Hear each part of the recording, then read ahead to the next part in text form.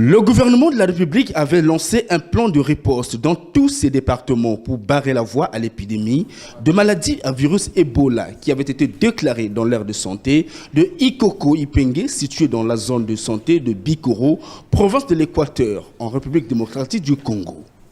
Dans cette optique, il avait sollicité la participation de tous ses compatriotes qui vivent le long des corridors du fleuve Congo, ainsi que la participation des partenaires au développement que sont les agences du système des Nations Unies, de l'Union européenne et autres.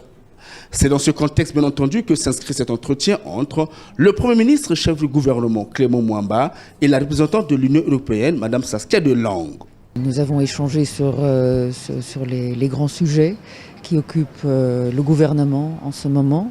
Pour commencer sur la crise de l'Ebola, et je pense que le Premier ministre s'est mobilisé tout de suite avec l'ensemble de son gouvernement et avec les instances internationales, notamment l'OMS, à ce sujet-là pour être vigilant, pour mettre en place des mesures de protection des populations.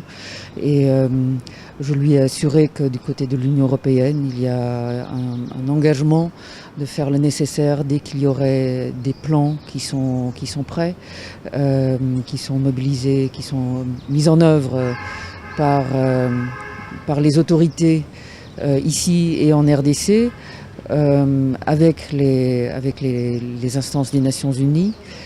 La communauté internationale a tiré les leçons de la grande crise de l'Ebola en Afrique de l'Ouest il y a 2 ou 3 ans.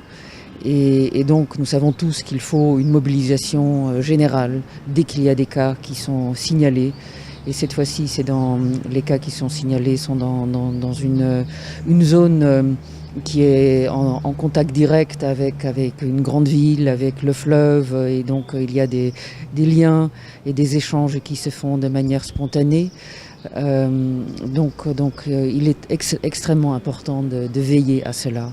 Rappelons que des médicaments et des laboratoires mobiles sont d'ores et déjà déployés en des points stratégiques avec l'appui de l'OMS.